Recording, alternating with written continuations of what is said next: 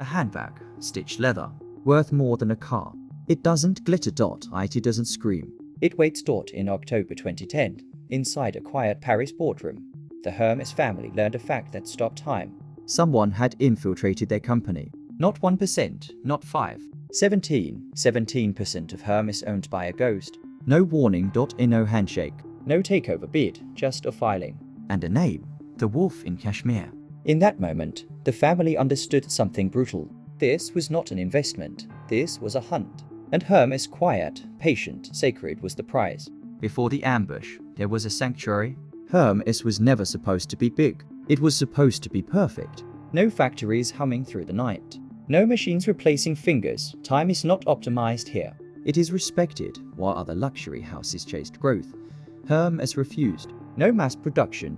And no seasonal panic. They didn't sell trends. They sold restraint. That restraint created something rare. Trust. And trust, when paired with scarcity, becomes power.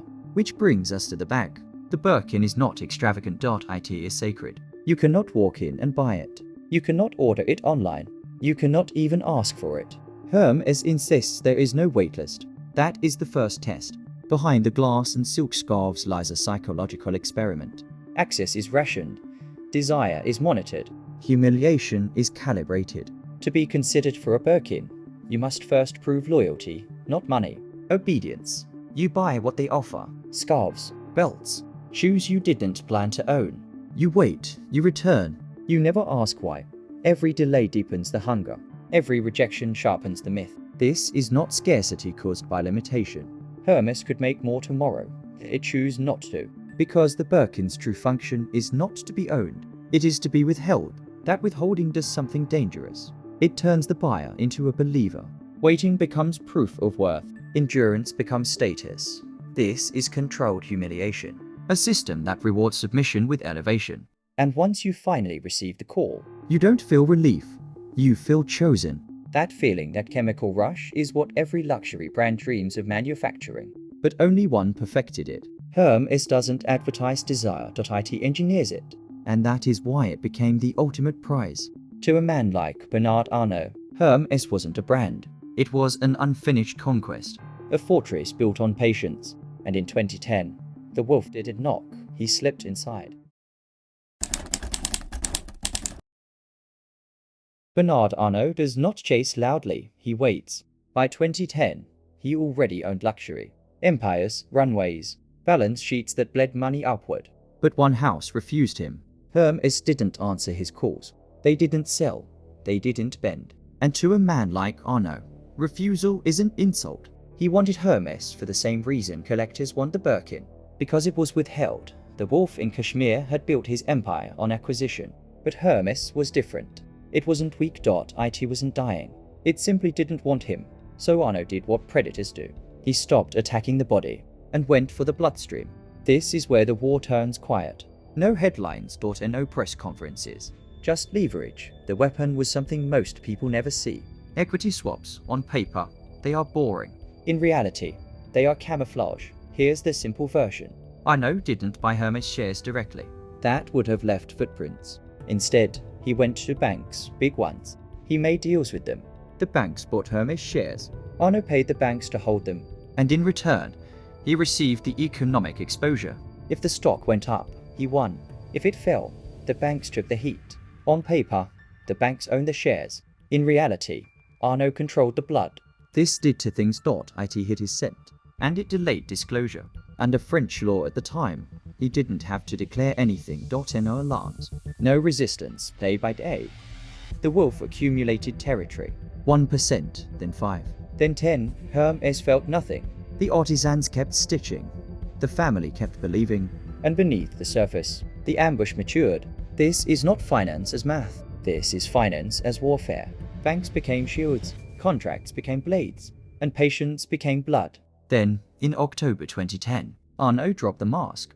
A filing appeared. 17%, just like that. Paris froze. The stock exchange felt it first. Hermes shares surged. Phones lit up. Whispers turned to panic. The unthinkable had happened. The wolf was inside the house. The family learned the truth the way victims often do. Too late. 17% was not curiosity. It was leverage, enough to block decisions. Enough to signal intent. Enough to bleed confidence. Arnault spoke calmly. He claimed admiration. He denied aggression. But everyone understood the message. This was not over. Inside the Hermes family, sunlight vanished.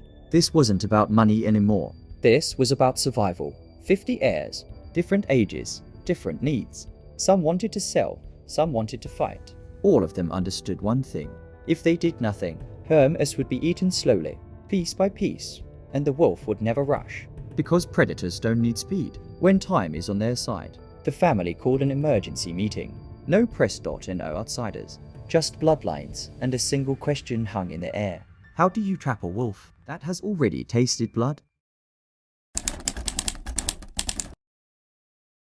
The meeting was not announced. No assistants, no bankers. No lawyers whispering in the corners. 50 heirs sat in the same room.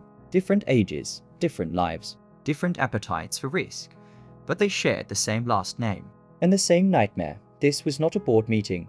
It was an existential crossroads.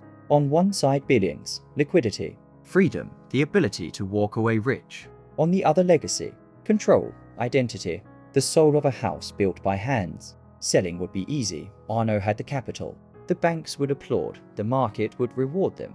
But Hermes would be gone. Not immediately, slowly, politely, professionally. The wolf wouldn't burn the house.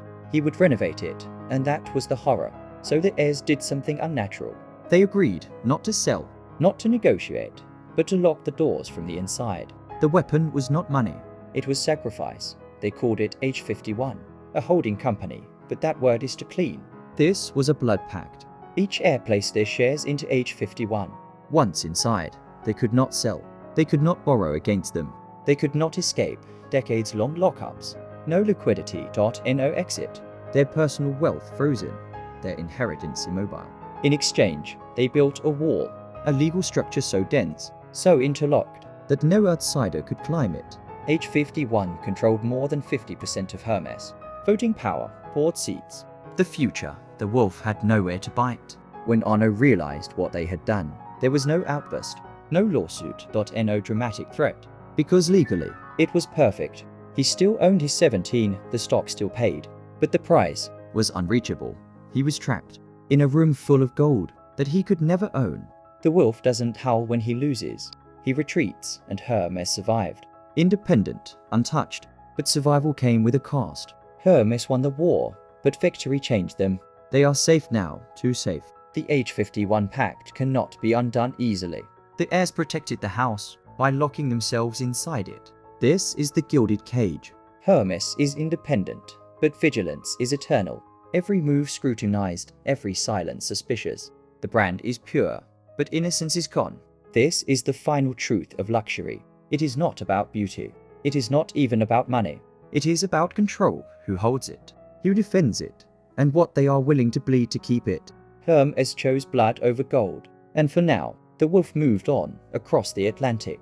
Toward a house with history, a vulnerable board, and a blue box.